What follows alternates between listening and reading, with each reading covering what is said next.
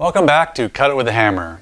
I've been getting a couple questions on dado blades, so I thought I might as well go over the dado blade setup on my hammer, and that way people can get an idea how it works. And I'll show you what I have for a dado blade, which is a 6-inch Forrest Dado King, and I'll talk about why I got that particular one in the video.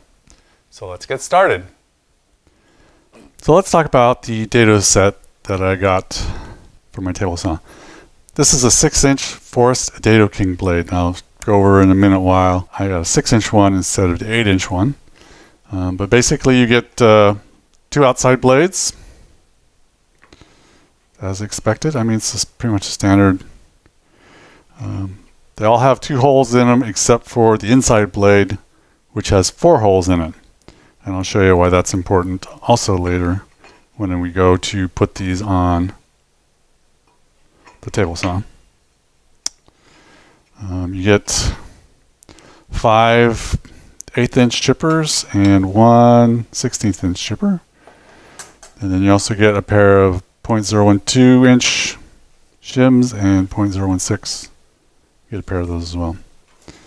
So, of course, you pay for the extra holes. And it looks to me like this is probably the way Forrest probably works, but it looks like the order number was scribed onto the blade. So let's go ahead and get this mounted up.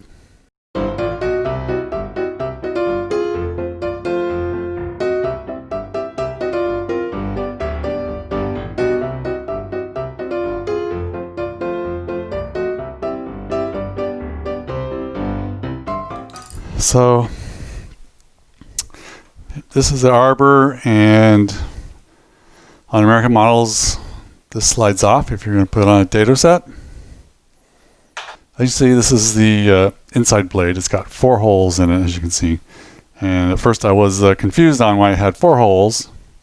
But basically, if you're going to put just the outside blades on, then you use the unmarked holes. If you were going to use chippers, then use these holes, and it's how the blades line up.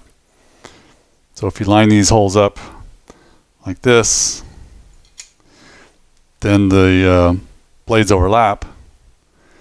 But if you line them up like this, as you can see,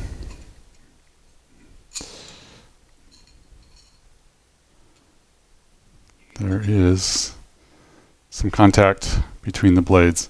So actually I had to ask Forrest about that. Oops. So I'm going to use a chipper, middle chipper, so I'm going to go ahead and put it on these ones right here. We'll just put 1/8-inch chipper on.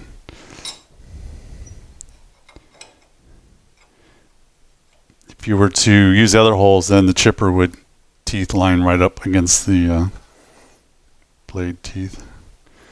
Put on the outside blade.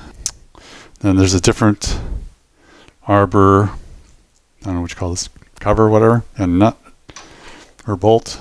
So I'm going to crank the blade up as high as it will go, just so you can see what the clearance is like on this. You can get, this is as high as it goes. You can get an 8-inch Forrest blade, but the problem is the blade then interferes with these lugs, and this is the pivot point of the table saw. This one right here, and this one over here. This is when you angle the blade, this is what it pivots around.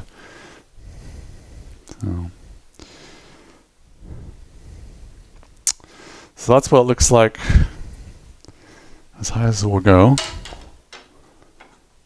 And I haven't pushed the blade up all the way through the 0 insert.